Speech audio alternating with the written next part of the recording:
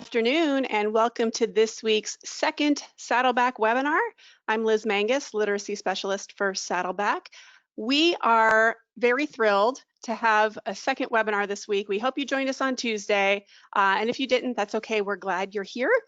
As usual, we are starting just a few minutes early because we want this to be a very interactive session today. So it is important for you to get familiar with GoToWebinar and understand how you can communicate with us. So what you're going to need to do is locate this dark gray rectangle.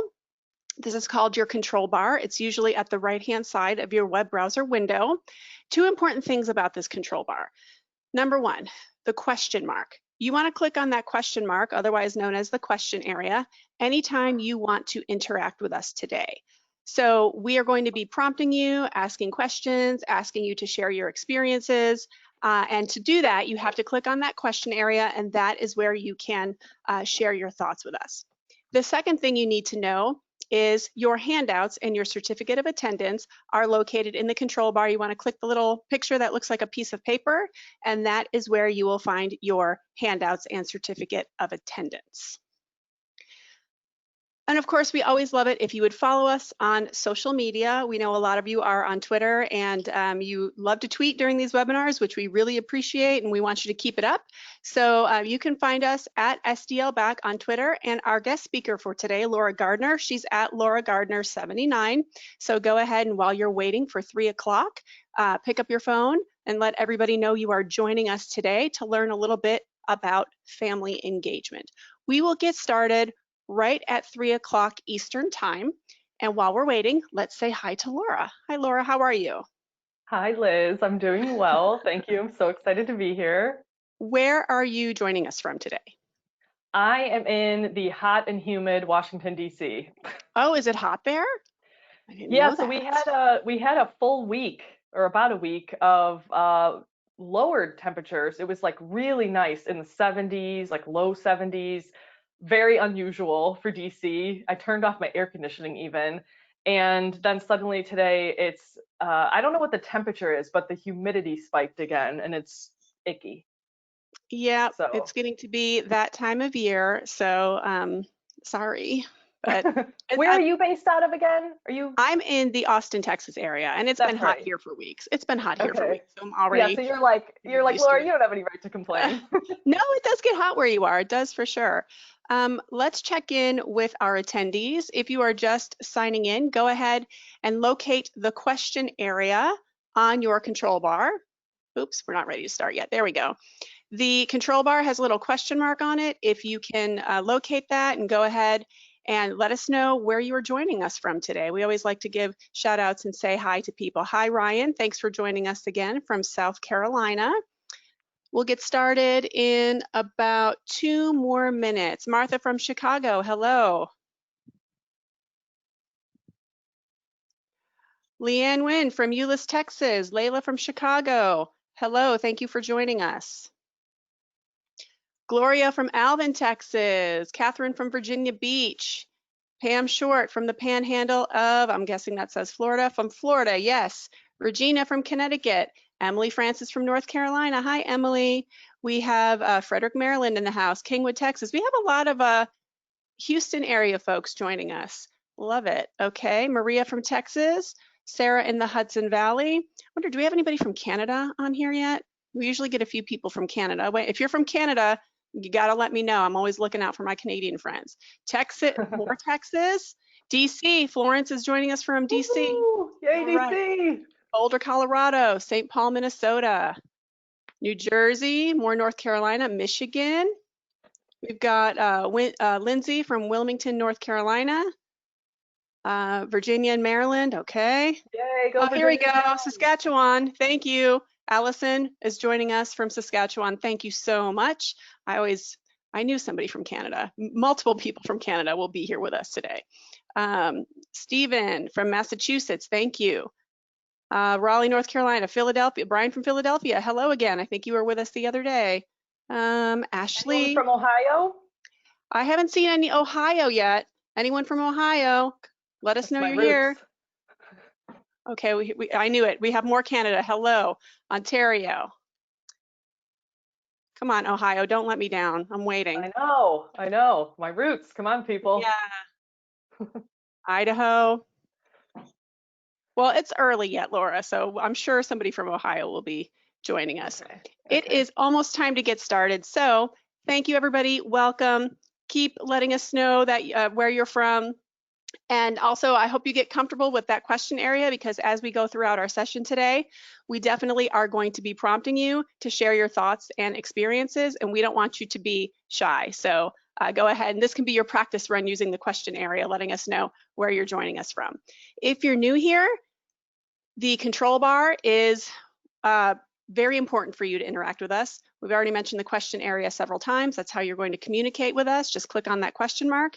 And if you are looking for handouts or a certificate of attendance, you can also locate that in the control bar. Just click on the icon that looks like a piece of paper.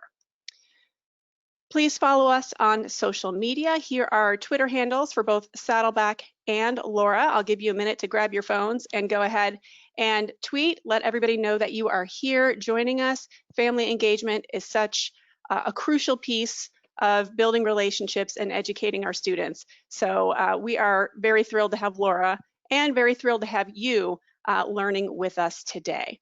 So it's that time. It is 3 o'clock Eastern time.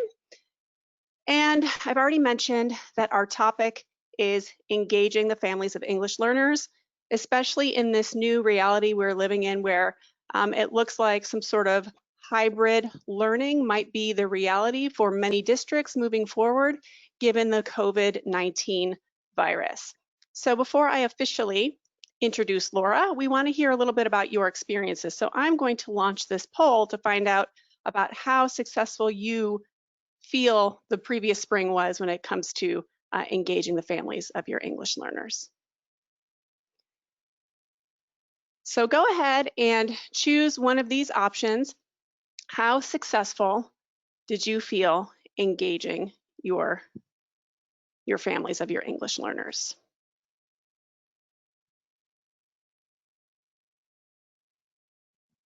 We've got some results coming in.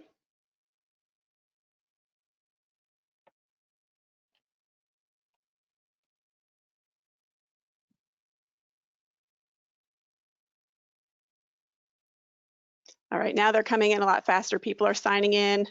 Okay, here we go. We're approaching 50% participation, so sometimes this takes a minute for people to for it to register people's responses. So we'll give it another 30 seconds or so.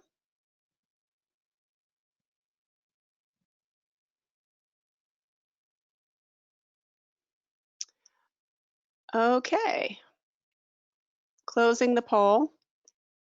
And here are the results. It looks like 50% of the respondents felt that they were somewhat successful in engaging the families of their English learners.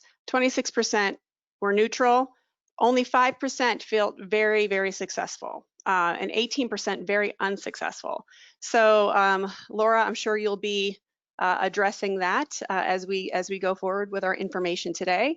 But 50% somewhat successful. They feel like they have some things that might be working, and 18% that said very unsuccessful. They really need a lot of direction. So thank you for your participation, everybody. Let me go ahead and officially introduce Laura Gardner to you. If you are not familiar with Laura, she's a great person to know because she has a lot of wisdom and expertise to share. So Laura Gardner founded Immigrant Connections in 2017. She will tell you a little bit more about Immigrant Connections and what they do. She has nearly 20 years of experience working in education, refugee resettlement, and social work. While in education, she worked as a district level manager for immigrant family and community engagement, as well as a school social worker. Laura also worked for Bridging Refugee Youth and Children's Services, managing their National Technical Assistance Initiative to federal Refugee School Impact Grantees, among many, many other things. So Laura, thank you very, very much for being here today. I am going to go ahead and give screen control over to you if you're ready for me. I am. Thank you so much. All right. Thank you for the kind introduction. I got to find you for 1 minute here.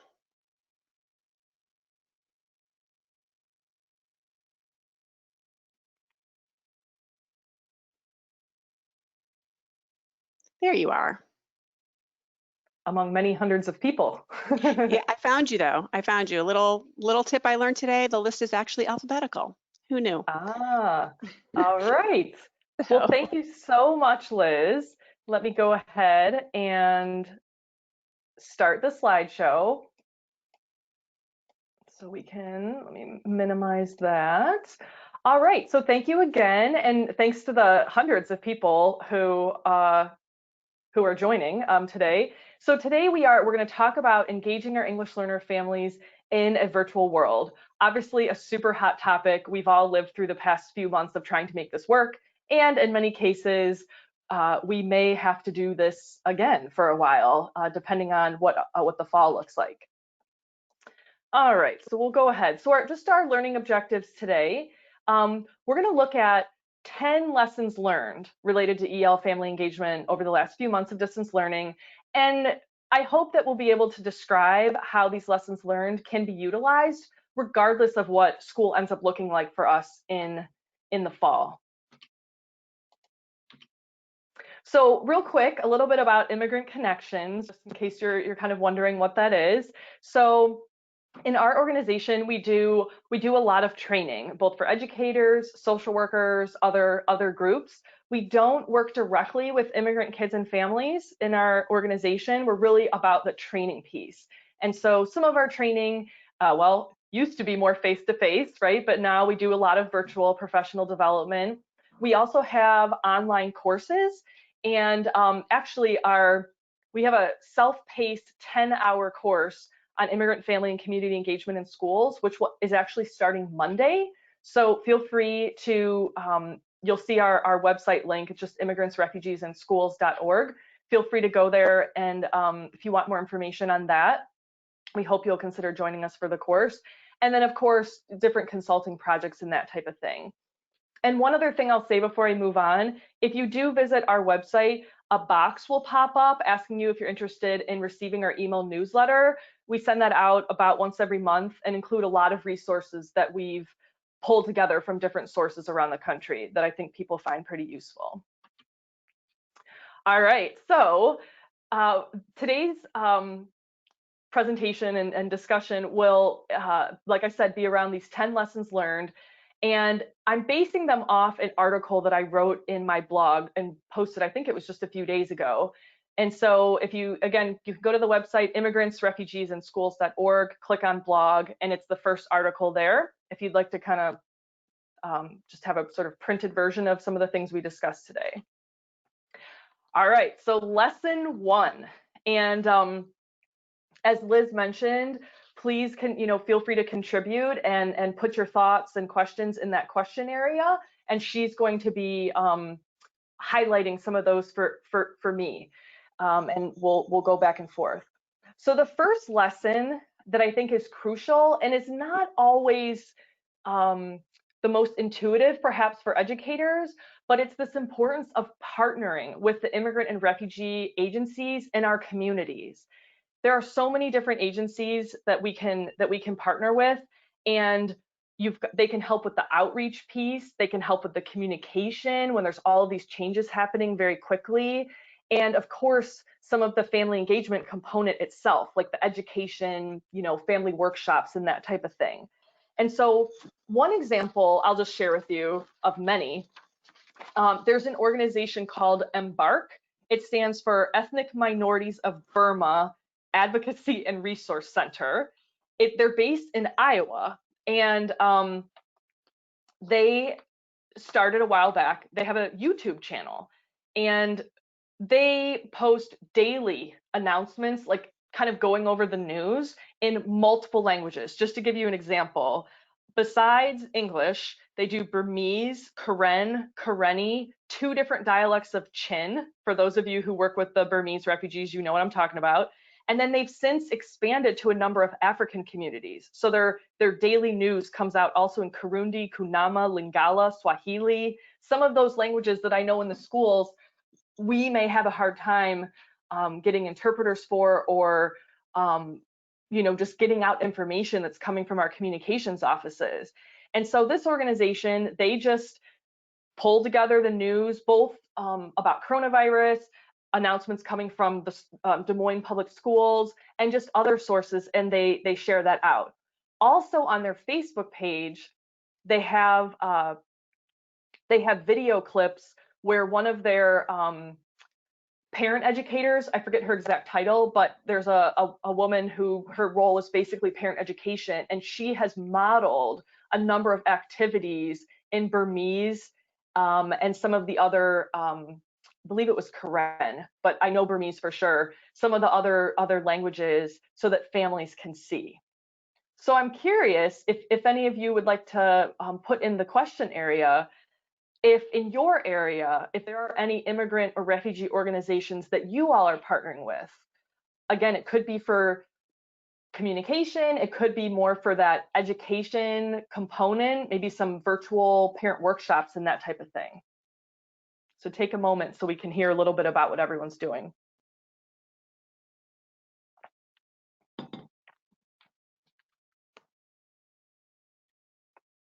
I'm going to jump in here. Definitely everybody go to the question area. If you are partnering with an organization that has been helping you out, go ahead and drop that in the question area. And as those results come in, I will share them out with Laura and the rest of the attendees.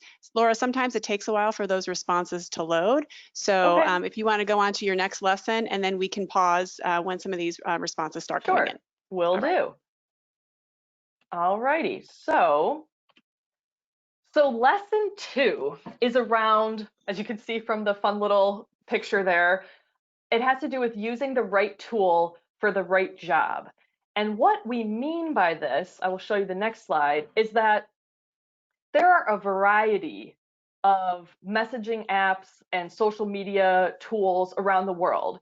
And in many cases, certain countries gravitate towards certain tools. So in the United States, you can see we're pretty focused on Facebook. I believe this was from 2017 or 2018, so it's a little bit old, but anyway, it's showing Facebook as the majority. But let's look at some of the other areas where a lot of our students and families come from. All of Latin America is that green color for WhatsApp. China is, you'll see a lot of folks in China use what's called WeChat. You see in Korea there, very tiny, but in Korea they tend to use a platform called Kakao Talk. And so what happens is, as most of us are working with English learners, they're often immigrants or children of immigrants. And so in many cases, their families continue to use whatever social media or messaging apps that they were using in their home countries, they tend to use those here. And so, you know, some families may be comfortable using Class Dojo and all the types of education apps that we use. But if you're having trouble tracking down a family, or you know, it's just really not working, try WhatsApp, try one of these other tools. I can speak from personal experience, having excellent relations with the Chinese community in one of the school districts I used to work in, because I used WeChat. I had never heard of it before, but there I was on WeChat, and suddenly I was easily able to connect with a whole group of Chinese parents and community members. So you really want to think about using, you know, perhaps what tool are our families most comfortable with, not necessarily what are we most comfortable with. So I'll pause there. Liz, have we had any feedback on either lesson number 1 or 2? Right now, lesson number 1, we've had a bunch of responses. So we've heard, let's see, let me turn on I always feel like I need to be on camera here. So we heard from Jessica said Detroit Latino Family Services. Chris, C-R-I-S, I'm not sure what that stands for. Oh, they're in Columbus. Community, Refugee, and Immigration Services. Great. Iris of New Haven, Connecticut, Cambodian American Rescue Organization. Let's have a few more here. Arburn in New York. USCRI, Shelley Lee. Yeah, that's the U.S. Committee for Refugees and Immigrants. Awesome. Okay. Migrant Education Philadelphia. Awesome. Frito Kahlo org for parent workshops and students after school. So lots of great suggestions here. And in terms of lesson number 2, Ryan just mentioned talking points, but we haven't Yes. had many people, WhatsApp, Yeah. WhatsApp and talking points. Yeah. So if you all have anything else to share about messaging apps that have worked for you or what your experience has been, go ahead and drop that information in the question area, and then we'll pause in a couple more minutes and we'll share those out. All Awesome. right, Yes, back I to know you. that talking points is a very popular one, and I'm actually going to talk about that in a minute. Once we talk a little bit about language access. So that actually um, goes. It's a perfect transition into lesson number 3. So lesson number 3 is around always keeping in mind language access, which essentially language access, we're talking about interpretation and translation services, okay? And the idea that parents have a right to receive information in a language they understand.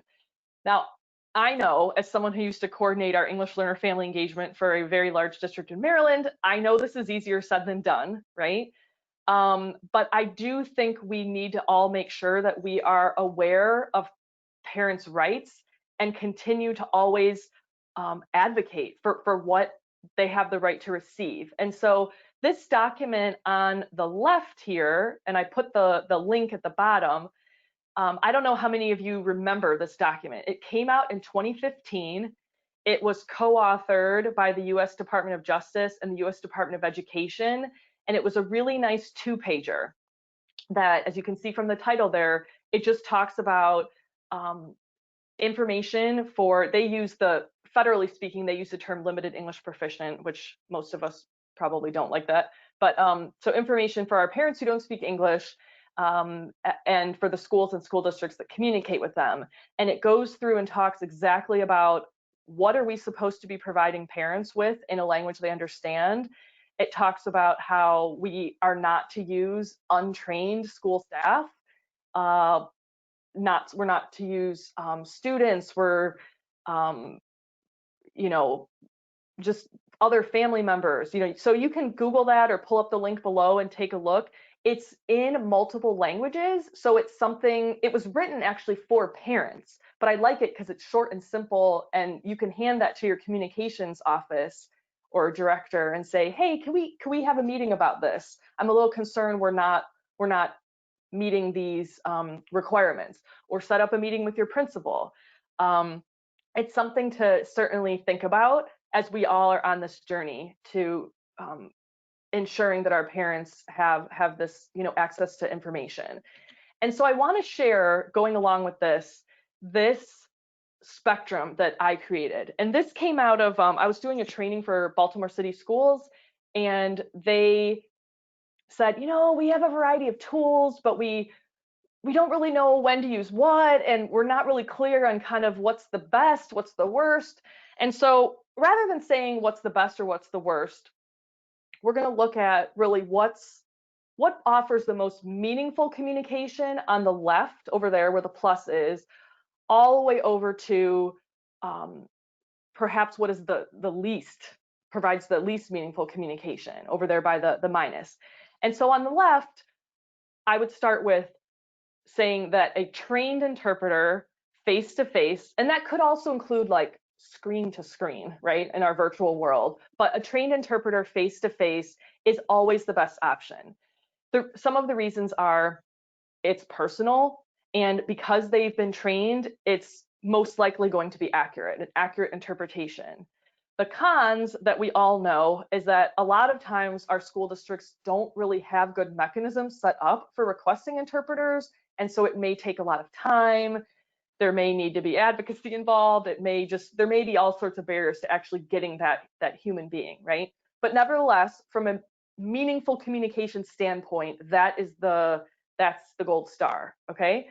Moving one level over, I would argue that a trained interpreter by phone is the next best option. So a lot of our districts do have either Language Link or Language Line or one of those vendors that you can partner with, that in many cases you can get an interpreter in literally a minute or two by phone, and most of the vendors offer this service in 100, 150, 200 languages, right? And so the pros The main one is that, again, because those individuals are trained interpreters, it's very likely accurate. The cons, of course, maybe not as personal. You then have this sort of random person talking to the parent. You're there too, but it sometimes can be a little bit confusing. Moving one level over, next would be partnering with a bilingual colleague to deliver a message. So when we were in regular school, we all know what this looks like. This is random person walking down the hall who happens to speak Spanish or Chinese or what have you, and we say, hey, over here, we need your help, right? Could be the Spanish teacher, it could be a secretary, it could be whoever, maybe a parent liaison, someone. So the pros, obviously, it's going to be somewhat personal because it's face to face, and maybe that parent has met that person before, so there is that personal element to it. But the cons are it's very there's a good chance that that individual has not been trained to be an interpreter. And I cannot emphasize enough that just because someone is bilingual does not mean they're qualified to interpret. It's an entirely different skill set to be moving from one language to another and attempting to put what someone is saying into another language accurately. It's just a whole different skill set. Some of the other cons are that you are very likely pulling that person away from their job. And so I always give the example of a Spanish teacher. Usually they're very helpful and they're willing to help, but what happens when that Spanish teacher leaves the classroom? Their students are missing instruction. And so we have to really think about that. And then the last con I would say is that sometimes over relying on certain individuals, it really kind of takes away from our own process of building our own relationship with that parent or family member. So those are some things to consider. And then finally, I would put, now again, I've worked in the schools. I'm right there with you. I mean, I've used many apps myself, Google Translate, Remind, Talking Points, what have you. I've used them all. But we do just want to reflect a little bit on, again, that level of meaningful communication. So the pros are that they're quick, they're free, it's just super easy, right? Easy peasy. The cons, again, I'm sure we've all been in situations where we put something on one of, Google Translate or what have you, and we think it's saying one thing, but it's really saying something completely different. And we could probably have, talk about many hilarious stories over a happy hour. So, you kind of really got to be concerned about that. And also one thing, especially for those of you who are administrators on the call, the Office of Civil Rights at the US Department of Ed, as well as the Department of Justice, there's not a lot of clear guidance around these yet. I know you can go to either the Department of Justice or the US Department of Ed, and you can read their, whenever there's been a complaint, you can read their resolutions and their settlements. And I've seen some where they talk about not relying on Google Translate and specifically spelled out that Google Translate can only be used in extreme emergencies. So anyway, for most of us on the ground, we're kind of like, that's not my decision necessarily to make, but perhaps something to share with your administrators. All right, so I'll pause there because that's a lot of information. Liz, what questions or comments do we have coming in? So much great interaction from the audience today. So before I forget to mention it, I just wanted to kind of close out lesson 2 with people saying that WhatsApp, Remind, and Talking Points were sort of like the biggest mentions that we got. We have a lot of questions around, and you may or may not know the answer to this, but we've had several questions come in around where educators can get specific training around interpreting for the field of education, like it's available for the legal field or something like that. So a lot of questions around, does this training exist? Are there resources or organizations you can point to? And I don't know that you know the answer to that, but that's a common thread that I'm seeing. So did you have anything that you could share on that? Yes, so I have 2 thoughts. Let me say first, a couple of resources for those who are bilingual, who are wanting to get trained as interpreters, but then I'm also going to mention something for those of us who are utilizing interpreters. So for those of you who want training to be an interpreter, there's 2 main organizations that I'm aware of that are doing this training. One is based in, I believe it's Georgia, and it's called CESO, like SESO. And the woman who runs that organization is Anna, A-N-A Soler, S-O-L-E-R. And she does, her organization does a lot of training for interpreters, specifically in the school context. Education, really getting into the nitty gritty. Like I've seen, she's very active on LinkedIn, and she'll post things about how they spent, like with the Burmese community, 2 hours trying to figure out how to actually translate ADHD, things like that. I believe some of her trainings are online. I would assume so, especially now, but you guys can look into that. And then the other one is based in Maryland, but is national, if not international, and it's called Cross-Cultural Communications. They have a 40-hour training called the Community Interpreter, where they're training folks to work in the schools, work in social services. It's kind of like all the community organizations that are kind of anything other than health or legal. And I think they do separate trainings, I think, for health and legal, but I'm saying for the kind of everyone else, you would go into this thing called the community interpreter. And I know that's where I used to send my staff when I supervised a lot of interpreters in Maryland. So that's what I'd say about that. As far as those of us who I would argue that we all need at least a little training on how to work with interpreters and how to build relationships with families when an interpreter is being used. I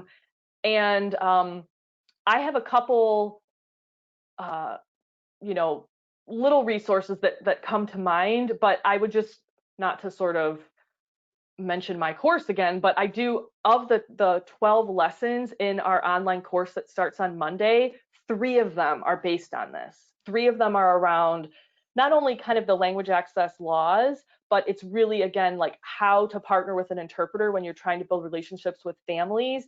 And it gets into the specifics around, this one module is more about when we're face-to-face in school, but looking at different types of events that happen, like back to school night or parent workshops or report card time or different things like that, and like how we can make sure that we meet parents' needs and fulfill their rights during those types of things. Does that help, Liz? Do you think that answered some of their questions? I think it leads into this next question that popped up. How do you differentiate interpretation services versus cultural navigation services? And this person's point being that interpretation may sometimes lead to more like accurate language, but it's not as culturally responsive. So, Yeah. I'm certainly not an expert in this as you are, but I'm thinking that would, any sort of interpretation would probably have to be paired with or partnered with some other sort of service to make sure that it's culturally responsive as well. Okay, so I have a lot of thoughts on this. This topic in and of itself could be an entire webinar. I mean, literally, Okay. I do 3-hour trainings on this. So I will just say one little thing, and then we'll probably have to move on. But I think I know different school systems have a little bit of different thoughts on this. Okay, so I'll give you an example. In the district that I used to work in, or one of the districts, my staff, they were essentially bilingual parent liaisons. They had a really long title. I'm not going to even try to remember, but basically bilingual parent liaisons. The way their job descriptions were written, we definitely incorporated interpretation, which is the oral side of things, and translation, which is the written side of things. We incorporated that into their job descriptions. We made sure they had training in both of those areas. And then we did a lot of training, like role playing and things like that, to make sure that they knew which hat they were wearing at what time. So I'll give you an example. If one of my staff was in a meeting with, let's say they were interpreting for a principal in some kind of disciplinary situation, they would be interpreting, and one of the things that trained interpreters do is they often sit a little bit behind the parent. They sometimes will even look down to force the parent and the other individual to really make eye contact with each other. They kind of try to remove themselves from the situation. But so they're interpreting, on and on they go. And then suddenly they kind of realize the parent has this glazed, confused look, that they have no idea what's happening. Or maybe that parent kind of pokes the interpreter and is like, I don't even know what you're talking about, right? And so then in these role plays where we would work on training our staff, the proper thing to do is to pause the interpretation and basically say, excuse me, Mr. or Mrs. So-and-so, to the principal, mom or dad, they're really confused about what a disciplinary hearing is, or what Common Core is, or I don't know, whatever it is that they're talking about. I'm going to explain that, if you wouldn't mind, for 1 minute. So they say, hold on, talk, they do their exchange, they explain it, todo está bien, okay, everything's good, all right, back to interpretation. Head down, sitting back, a visual cue that they're back to interpreting verbatim. Okay, so that's one style. Some school districts, though, I will point out, Prince George's County Public Schools in Maryland, they have one of the top interpretation translation department in the country in terms of like K-12 school systems. They take a little bit of different approach, and they truly feel, and I don't want to put words in their mouth, but I know them well enough that I think this is how they would describe it, that they want to make sure that their interpreters that they're sending out to the schools are as unbiased as possible, and that when they interpret it, they don't know the person they're interpreting for, they have no connection or no, what's the right word? It doesn't matter to them the outcome of the situation, right? And so that, again, we could talk about this for days, but there are a few different schools of thought around that, I guess, is where I'll leave that. Does that help, We'll have Liz? to, no, we can actually come, I'll talk to you after this about coming Okay. back for a webinar specific to this, because if it's a big question and a big concern, I'm sure a lot of people would like to hear more about it. I want to let you continue, but I do want to address Allison's comment about lesson 3. Allison's joining us from Canada, and lesson 3 that you mentioned, I believe, is US specific, correct? Yes. Yes. Okay. I unfortunately am not familiar with the laws in Canada.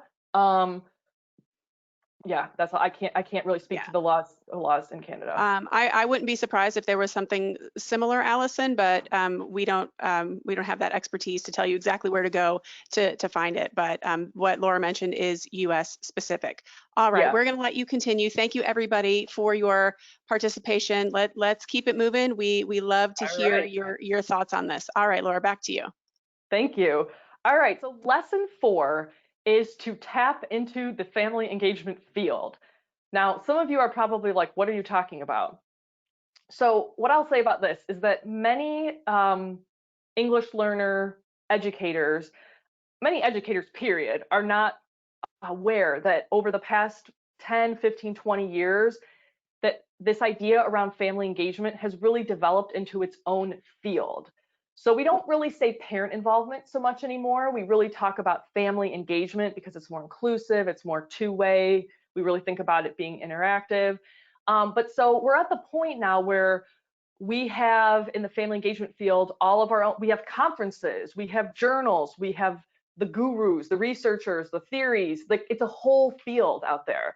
And a lot of school systems, not all by any means, but a lot of school systems do have someone who is kind of spearheading that work in their central office. It could be someone within the Title I office. There could be a separate family engagement, or sometimes you hear like school family partnerships and that kind of thing. But even if you don't have that, there are a number of national and state organizations that you can tap into. And so I've included a couple of them here. This first one goes by NAFSCE, because you know we all love acronyms, the National Association for Family, School, and Community Engagement. You can check out their website. If you become a member, which don't quote me, but I want to say during COVID, membership may have been free, maybe it still is. Anyway, they have a whole online thing where you can post questions and everyone responds and gives you lots of good ideas, but it's all around family engagement in schools. Also, the Institute for Educational Leadership, they are the folks that run both the National Family and Community Engagement Conference, and they also have the Coalition for Community Schools. So I know probably a number of you out there are in districts that utilize the community schools approach. And so this year, literally right now, they merged those two conferences together, and it's called the Rise Up for Equity Conference. It's of course virtual. It's literally going on right now, and I believe there's still either 1 or 2 weeks left, and you can go and log on. It's still going on if you're interested. And then lastly, there are a number of statewide family engagement centers. There are about, it's obviously not in every state. You'll see there's about 11 of them, but you can Google that and see if there's one in your state. I'll give you an example. Ohio has one.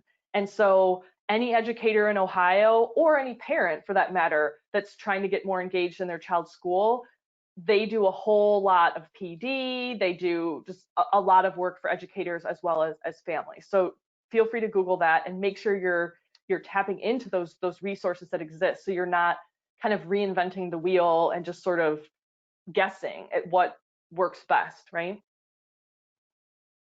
All right.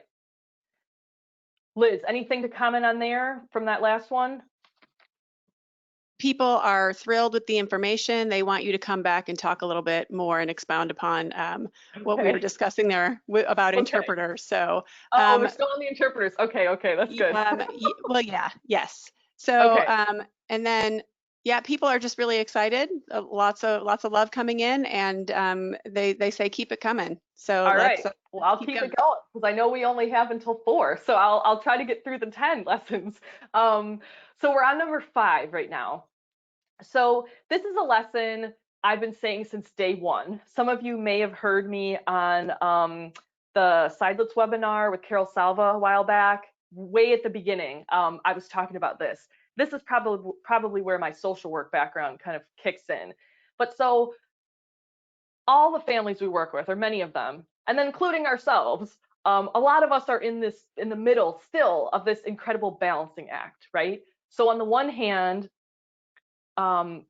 families over here trying to provide the basic needs and just a sense of safety and stability for children, and then kind of balancing that with trying to support their children's learning. And I imagine there are many of you out there that are shaking your head yes, as both for yourself and for the families that you work with. And you can imagine for a lot of our families that are living in poverty, this balancing act is exponentially greater. And so that is certainly something to keep in mind, but at the same time, this is where we go into number 6, we always need to remember that parents have the capacity to help their children regardless of their background. And so again, it's a little bit of a dance, right? In that you kind of think about number 5 and you're like, oh, well, I don't really want to put pressure on parents to do more because they're stressed out now and they're dealing with this, and so lost their job, and all of that.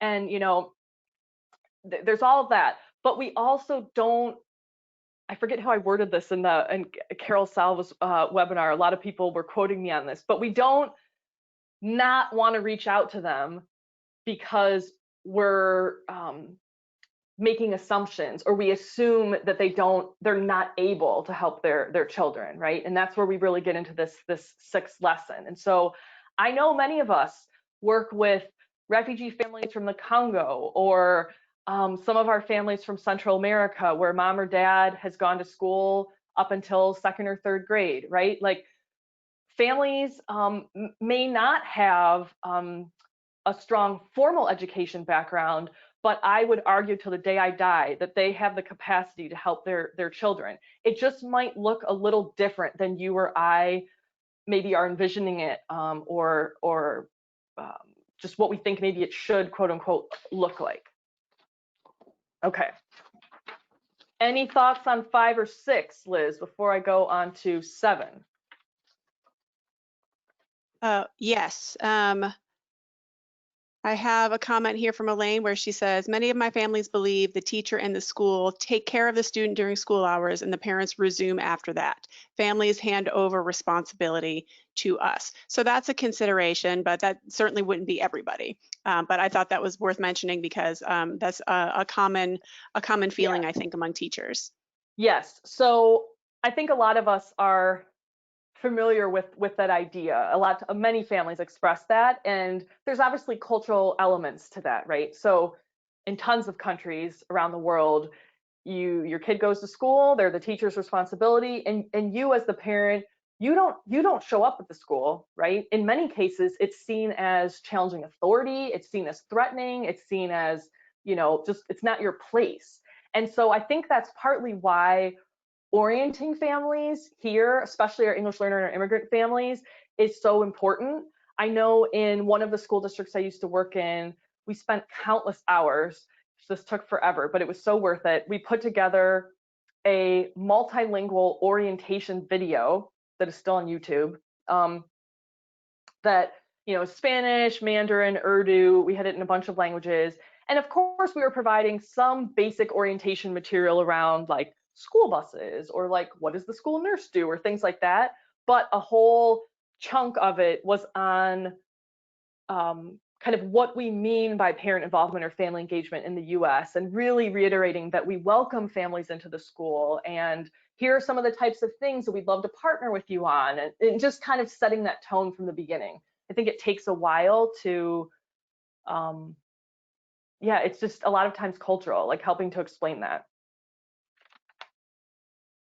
Thank you so much for answering that. And we've had continued conversation around this where other people are countering, if you will, that they get more participation from their immigrant families than any other group. So it really is situation specific, and providing the tools and the outreach and the relationship building. So thank you for your continued participation, everybody. Let's keep it going. Laura has a few more great lessons to share with us. All right, awesome. So moving on to lesson number 7. So for lesson number 7, it's the idea that parents should control the agenda for virtual parent events. And really, it always should have been like this, right? Like for all of our face-to-face events too, we're going to get the best turnout and we're going to get the best engagement if we're obviously offering the type of information that parents have said that they need to best support their student, right? It's what do they need, not what do I think they need, right? And so I want to give you a really powerful example about this. So in Virginia, I don't know if we have anyone from Prince William County Schools on here today, but over the past few months during COVID, they've been doing virtual parent camps. Now, some of you are probably familiar with the idea of parent camps in general. They're one of those unconferences that we talk about, where folks come together and you're having conversations, and parents really steer the, they set the agenda and they kind of learn together. Well, so they moved that into a virtual space, and this was started by their English learner office. And so they offered these virtual parent camps in English, Spanish, Korean, Urdu, and Vietnamese. And they were doing them weekly. So obviously, and they were obviously separate for each language group. So they were doing like 5 of these a week or something. And they just used Zoom. And their overall theme was learning as a family. But they just started with a very open-ended Zoom conversation. And then each week, as parents would say, well, we heard from our child's school that we're supposed to use this Google Classroom thing. Like, I don't know how to navigate that, or whatever. And so then they would they pull it up on the screen, just like you can do in any of these online platforms. And they would just show them, here's what you're going to do. You're going to click here, and then you're going to click here.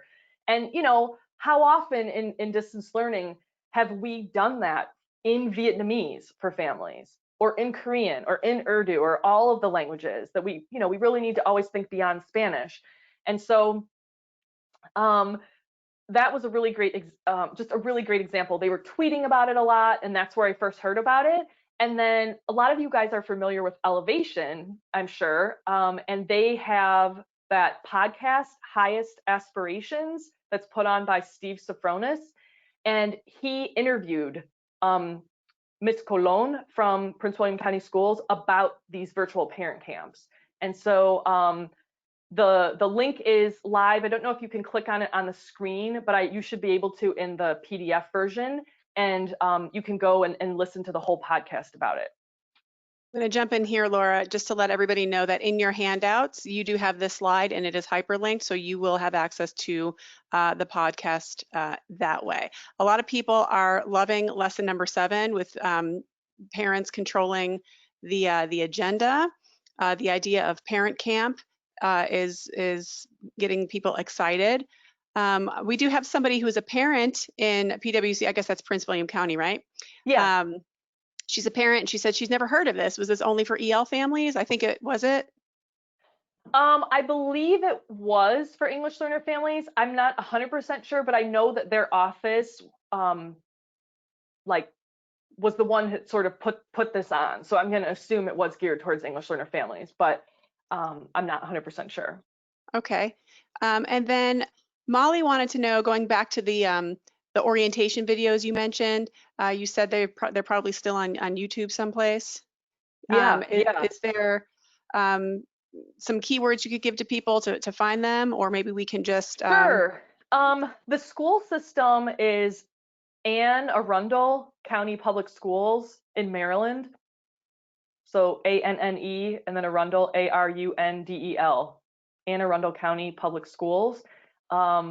If you have trouble finding it, I'd be happy to email you the link. My email will be, I mean, it's all over my website, or I think on the final screen we put up my email. Great. Thank you so much. Still lots of other comments coming in, but we want you to be able to continue on, and we will definitely take more of these questions at the end, everybody. Thank you so much. Cool. Yeah, we'll get through these two and then we'll kind of open it up. So number 9 is to focus on building relationships. This is one of the mantras, I guess, if you will, of the family engagement field. If you've ever taken any workshop that I've done, or the folks that have taken my online course, probably one of the biggest takeaways that I always say is that family engagement is a process, not an event. So it's a process of relationship building. It's not an event. It's not just oh, we did this event, check the box, right? And so some of us perhaps had already learned that, or we knew that as before COVID, right? But now I think a lot of us learned that during COVID, where for those of us who had the relationships before we suddenly found ourselves at home, guiding families through everything that we needed to guide them through was much easier. So yeah, it's never been about the events, and it's still not about the events. We always want to focus on that relationship building approach, and I hope that we can take this into the fall, kind of regardless of what school looks like.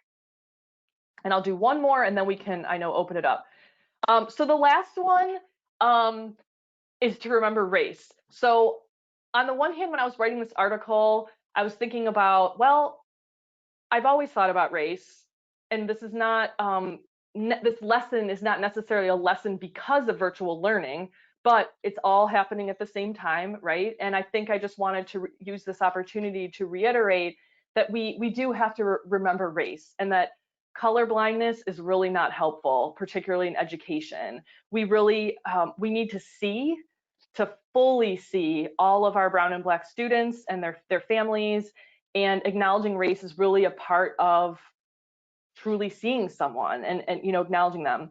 And so if you are like me, where I'm just trying to learn as much as I can every day and be better, there was a really great resource that I found that I hyperlink in the blog article that includes these 10 lessons, and it's called Scaffolded Anti-Racist Resources. And I just really liked it because it's scaffolded. So you can kind of find, based on, there was a column that's sort of like thoughts that are going through your head or things that you say, and you can kind of identify maybe where you sort of are on this list. And then it points out, okay, these might be good resources for you to read, or things to watch, or podcasts.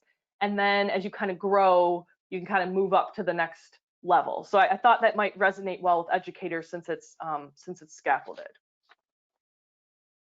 All right, so Liz, I think we're ready to kind of open it up to the rest of the comments and questions, and for everybody to be thinking about, perhaps, you know, what lessons would you add to this list of 10 that I came up with, and just, are there any other questions? Yeah, so for everybody who's listening, if you have any other lessons you would definitely like to add, please go ahead and drop them in the question area, and any other questions that you have. A lot of people really like the idea of the parent camp and the information around the parent camp, which I believe was lesson number 8. And a lot of people really excited too about number 9 and relationship building. So Awesome. while we're waiting for people to add any kind of information or lessons or things they would like to add to the list, if you wanted to go out and go ahead and finish out your slide deck so people could get your contact information. We'll let everybody know what's happening next week, and then we'll take some questions. Okay, awesome. So there were just, I think, 2 more slides. So this one is just, again, mentioning our online course on immigrant family and community engagement in schools. Starts on Monday. It goes for 8 weeks, but it's fully self-paced. So you could literally do an hour a week, or you could crank it out on and do an all-nighter, which some people do. It's worth 1 graduate credit if you need credits. Somebody's probably going to ask cost, so I'll just say that it's $250 per educator. If you want the graduate credit, it's an additional $75 that goes to Brandman University, who we partner with. And yeah, I'm happy to answer any more questions about that. You can feel free to, there's my contact info. You can call, you can text, you can email, you can tweet, you can Facebook, you can whatever. I'm at all those places. And yeah, I think that's the rest of the slides, Liz. Great, thank you. So we have a lot of comments coming in, but before we address those, we definitely usually like to let everybody know what is coming up next week. So there we go. And we'll let everybody know what is coming up next week. We have Louise Lu. Oh no, sorry y'all, I closed my file. Let me open that back up for you. Great, okay.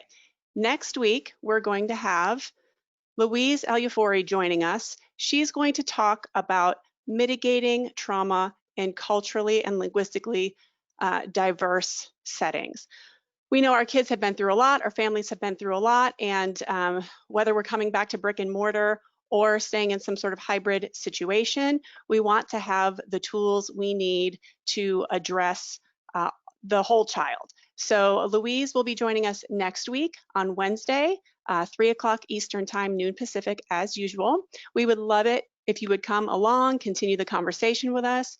You can register at sdlback.com/webinar series, or you can wait for the email to go out, and you can click the link on the email when you receive it and go ahead and join us for next week.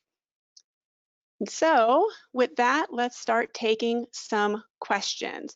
We have so many comments about thanking you and really loving this information, wanting to have you back, which we can certainly discuss, but a lot of people chiming in too around the struggle, the real struggle to engage the English learners with distance learning, or having technology barriers, or having parents who maybe do not read or write in their first language. All sorts of I'm lumping many questions into one here, but I think if you could first, maybe if you could tackle the issue of my students, they didn't participate because they didn't have the technology or technology access. Did you have any thoughts on that?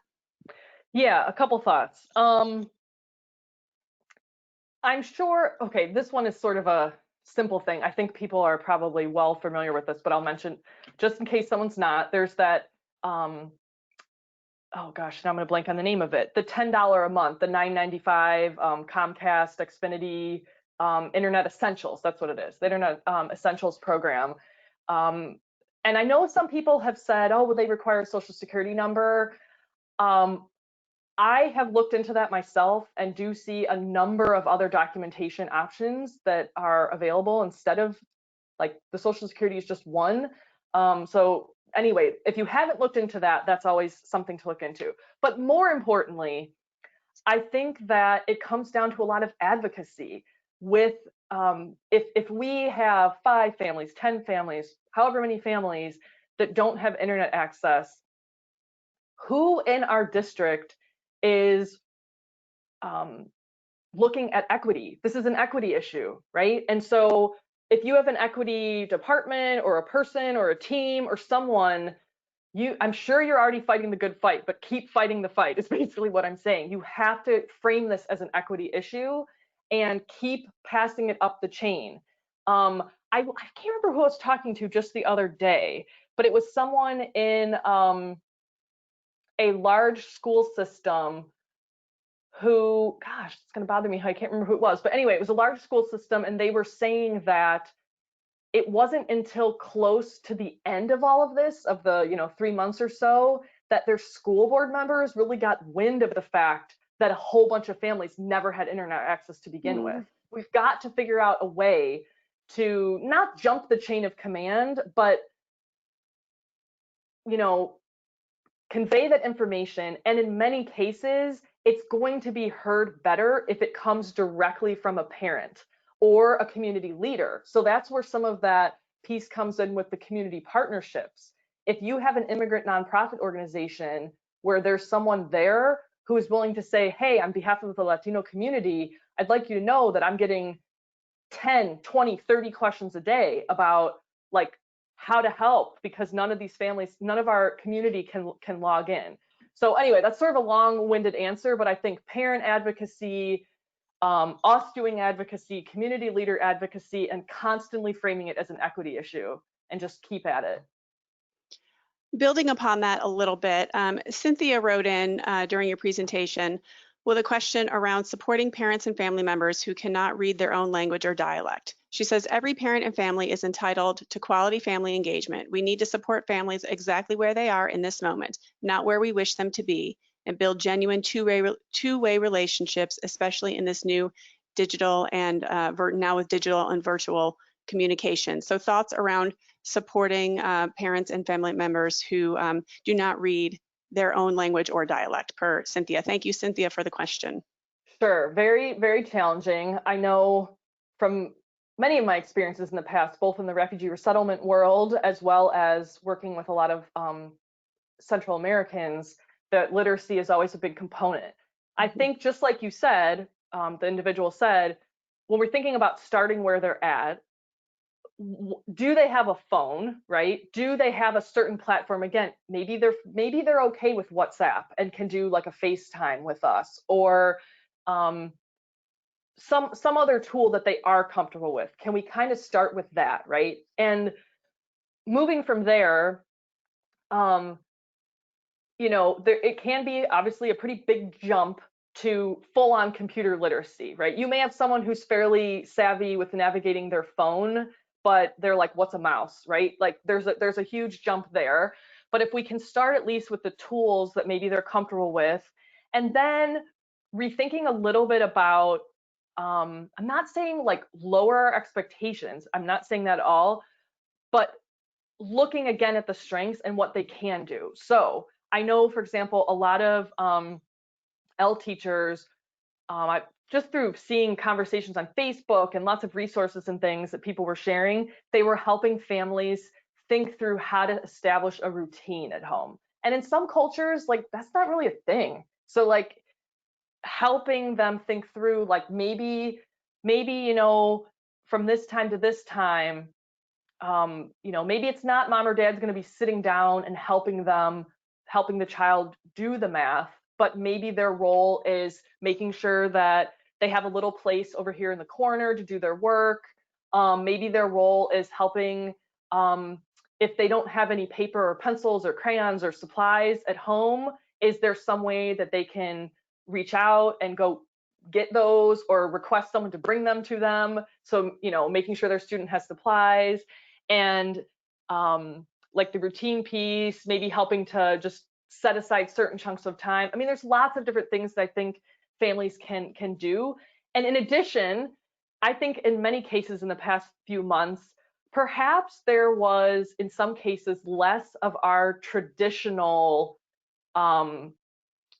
sit down and practice this, reading or writing or what have you, and more of mom or dad or aunt or uncle or grandma or grandpa telling stories from back home, or in many cases practicing the native language more, just conversing, baking, cooking, more family time. So I think there are great things that have happened. It may just be a little different than kind of what we were thinking. Thank you for sharing your thoughts on that. That's a big question, very, very challenging to answer. Yeah. So thank you so much. And this question, this will be our last one because we're just about out of time, but I feel like we already answered this question. Somebody wanted to know, are parent tech nights a good idea at the beginning of the year? So given that we just talked about parent camps as one of our main takeaways, I would think that would be a good idea. What are your thoughts on that? Yeah, I would definitely say for sure. Regardless of what school looks like in the fall, whether we're face-to-face, whether we're virtual or a hybrid, or hey, maybe we start face-to-face and then unfortunately there's like another round of this and we end up going back to virtual, who knows, right? Mm-hmm. And so even before COVID, I always thought doing some sort of tech night was important. Because again, you might have someone who's pretty good at using a phone, but using a laptop or a computer is a whole different ball game. And then of course, in our school systems, we have a zillion and one platforms you can log on to check grades, and then another platform to do this and attendance, and it gets so confusing. And so walking families through those different platforms slowly, you know, not in a rush. Let's look at this together. Let's model it. It could take someone 5 minutes, 10 minutes, 15 minutes to learn how to click a mouse. We just got to go with it, right? We got to meet them where they're at. And I think tech nights are a great idea. Thank you so much for sharing. We always try to get to any of these other questions offline. So if you had a question and it didn't get answered, don't worry. We always try to follow up and make sure that any lingering questions are answered. So no worries there. Thank you so much for joining us. Just a reminder, you can find Saddleback on social media. Whatever your favorite social media site is, we are there. Pinterest, Twitter, Facebook, Instagram. We are definitely there. Go ahead and email us, contact@sdlback.com, should you have any further questions or requests. And of course, check out our website as well. And of course, we always like to end with a big thank you for all you do. Thank you for spending a part of your day with us and continuing your dedication to your students through your own professional growth. We so appreciate you, and we appreciate you, Laura. And it sounds like you will be back due to popular demand. So. Well, I really, really appreciate this opportunity. I mean, what an amazing group. There were 300-400 people on here, and it's just, oh, and can I say one final thing? Congratulations regarding the DACA decision. I'm guessing we probably have educators on here who have DACA, and I'm sure we all have students who students and families that have DACA. So if anyone didn't hear about the Supreme Court case, go ahead and Google that, because there was a big win this morning. So. Thank you so much, everybody, for joining us. Thank you, Laura. And Thank you. Laura, keep your phone nearby, all right? Thanks, everybody. All right. We will see you next week. Bye. Thanks again. Bye.